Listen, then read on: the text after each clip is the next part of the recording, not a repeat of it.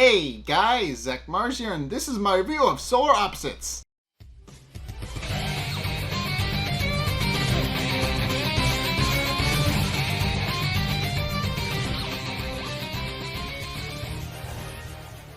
Okay, so this episode, Cherie and Korvo get into a screaming fight at the Taco Bell parking lot.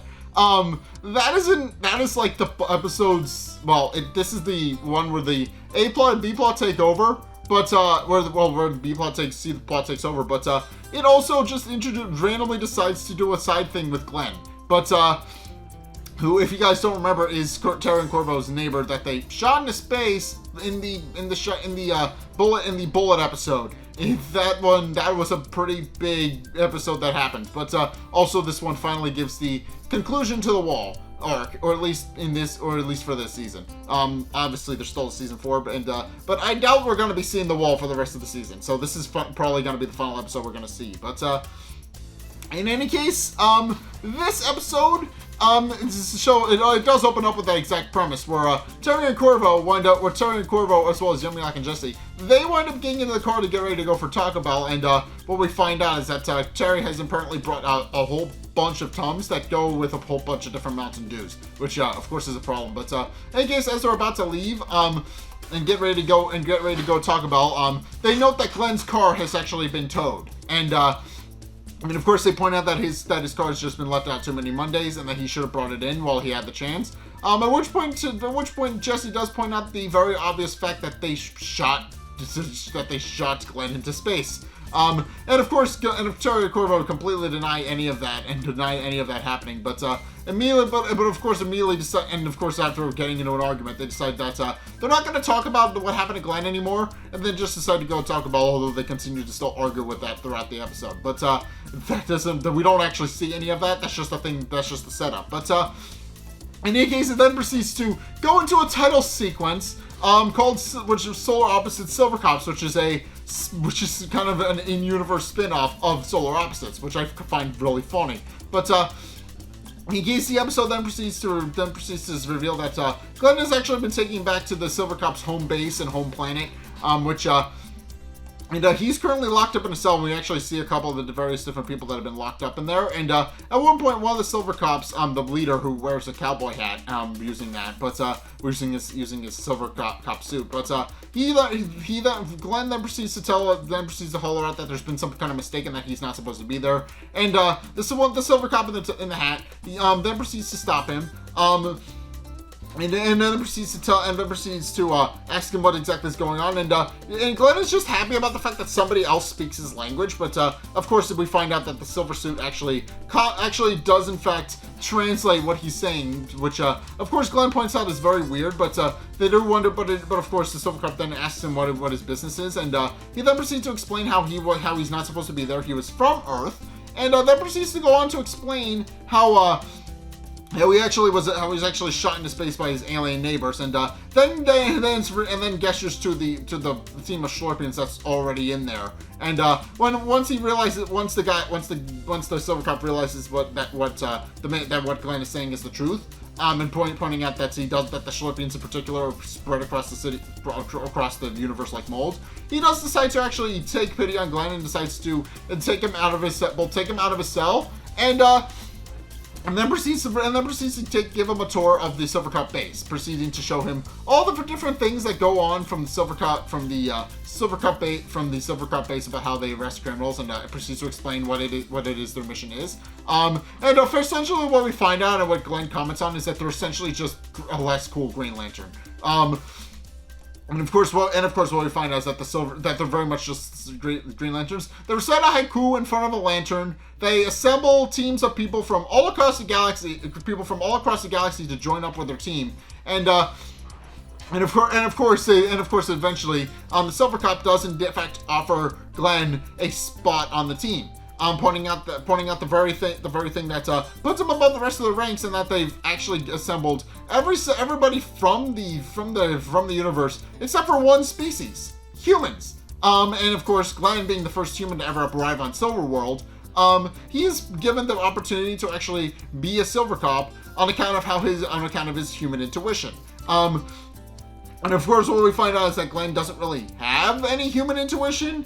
He's not really good at the whole intuition type thing. But and of course, what we find out is that Glenn, of course, is a bit reluctant, pointing out that he just wants to get home, but then is offered a chance to be but then decides that he is going to take up the offer of the Silvercops, and then introduces him to the rest of the team. A female, a small little gremlin guy, another dude whose names I don't really know because they only really come up like once in the episode, but and the wiki is largely incomplete for this show, so that doesn't really help. But of course, the Silvercop, the only one I really know is Chromus, and I'll get into him. But he introduces everybody and points out that he's going to be their new recruit for the Silvercops, and of course everybody's happy about the fact that they get to have a human, except for Chromus, who is understandably questions Glenn's ability to become a Silvercop, pointing out that obviously they've never really had a human before, and also points out that obviously humans aren't really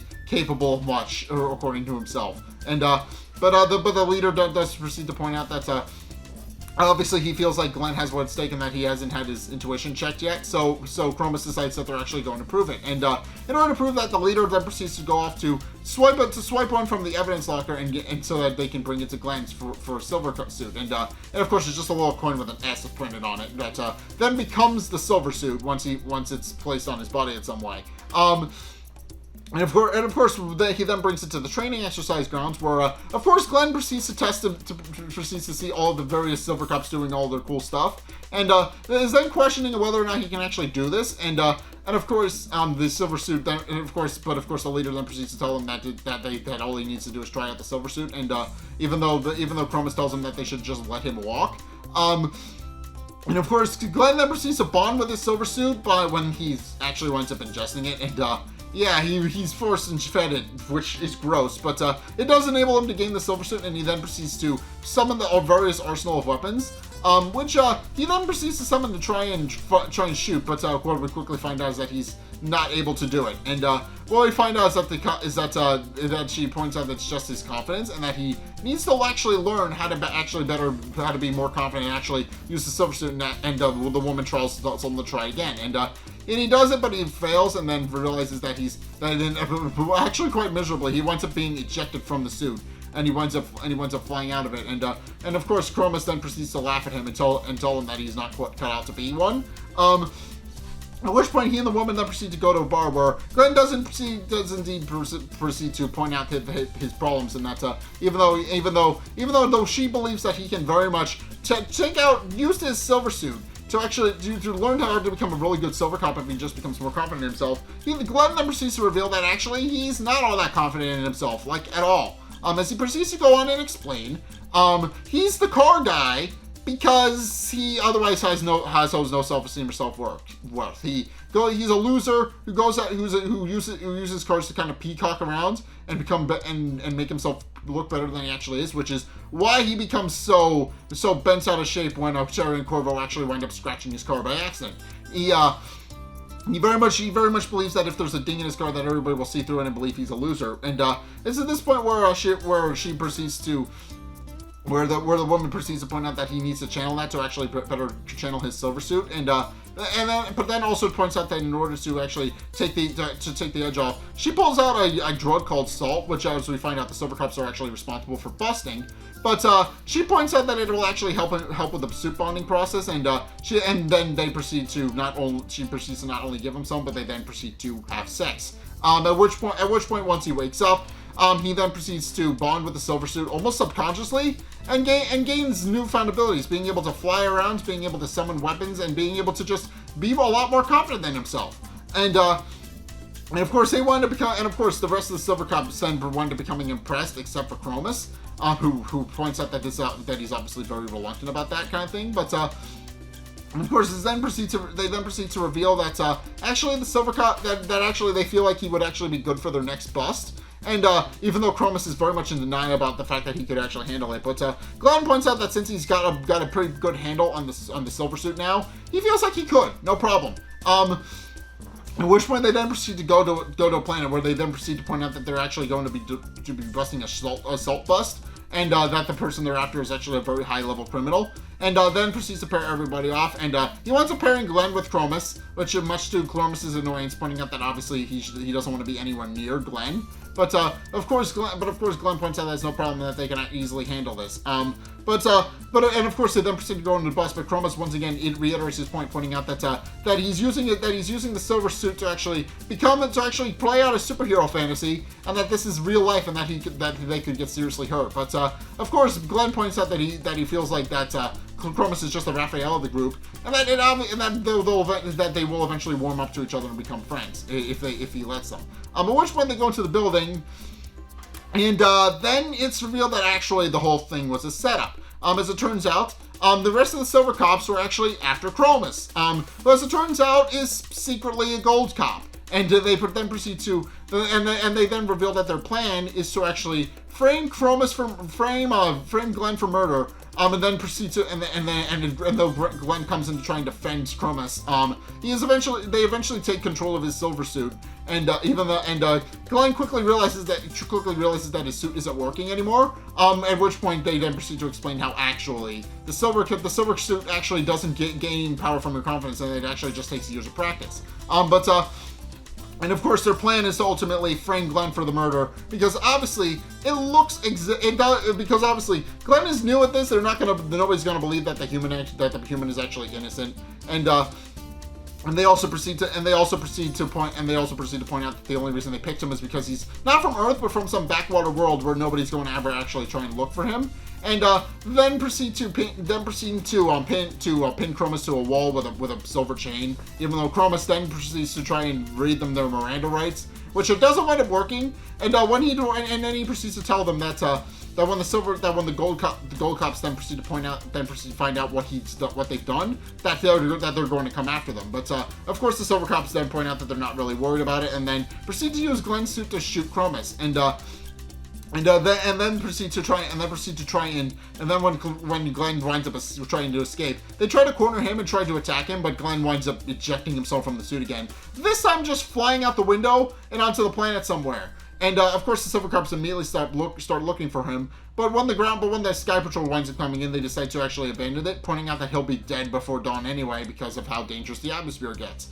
And with that, they then proceed to leave, while Glenn is left sobbing by himself alone in a log somewhere. And that's where it's at this point where it then proceeds to pan back to the main plot with the Solar Opposites, who have gone back from Taco Bell, and as we find out, the Taco Bell has given Terry Goobler diarrhea, which is as unprecedented as it sounds, and he's just gooblering all over the place and making a complete mess inside the car, and the rest of the Solar Opposites conclude that he'll be doing that all night and proceed to go back in the house while they wait for Terry to finish up, as it were. But in any case, that's the A plot. The B plot is actually a lot shorter, where of course, as we find out, Halk and Cherie have actually arrived after falling in. They fell down into the lowest level, which is the Seinfeld set. And they start looking around, pointing out that at least there's nowhere further for them to fall. But then they discover that actually they found the main mosquito nest, and accidentally step on one of the grubs in an effort to try and get away.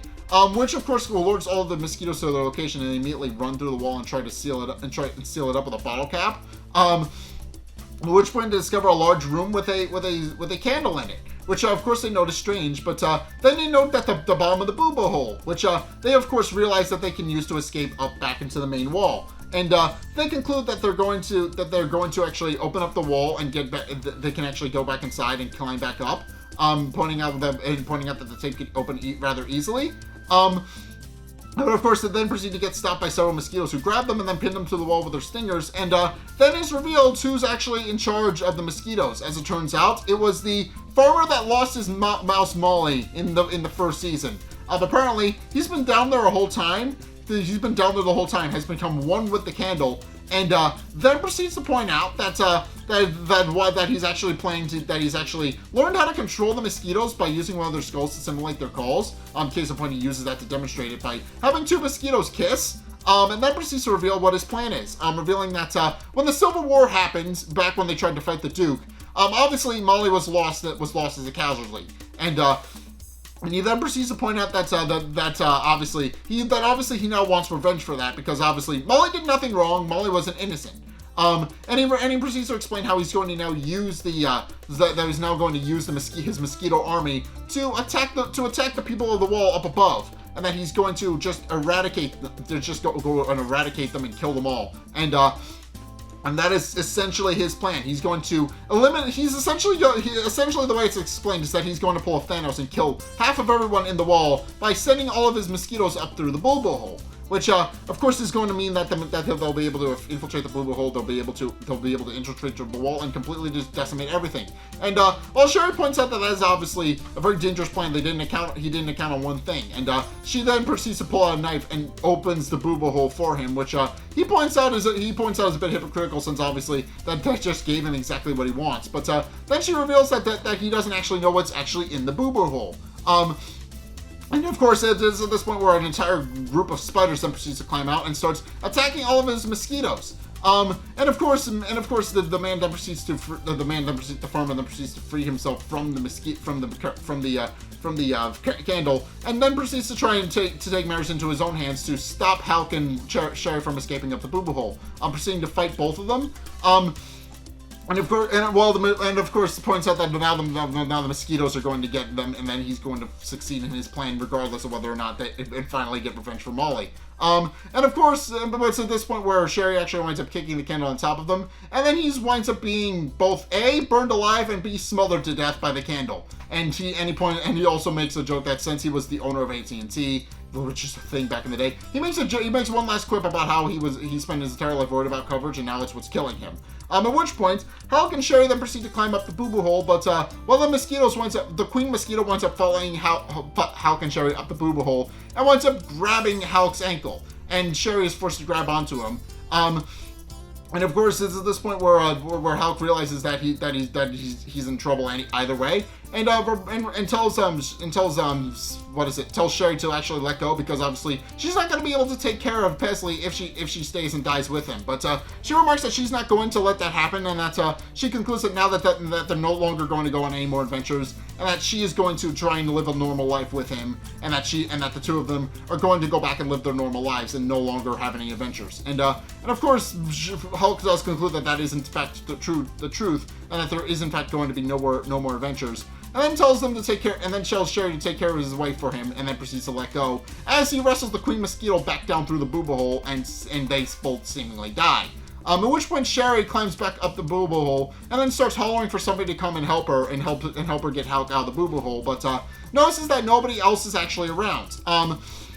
At which point she starts poking her head around, and eventually notices that the boobo hole, and then eventually notices that everybody is actually gathered in the Bowenian church. And it's then proceed to reveal that actually the church has since been taken over, and they're actually propping up Pesley as a miracle child, which of course Cherie isn't particularly happy about, and obviously tries to come to the aid of her child. But the new leader of the Bowenian church tells her that she's not lying, and that proceeds to play it off as the fact that it was in fact a miracle child born within the wall. And when Cherie insists that actually is in fact her child, and tells her that Mother Superior had actually was actually keeping an eye on everything, but then we find out that Mother Superior had actually mysteriously died of a heart attack earlier that day. And of course Cherie realizes now that she's actually very sinister and actually planned all of this from the beginning, and tries to fight back, but is actually just dragged to kicking and screaming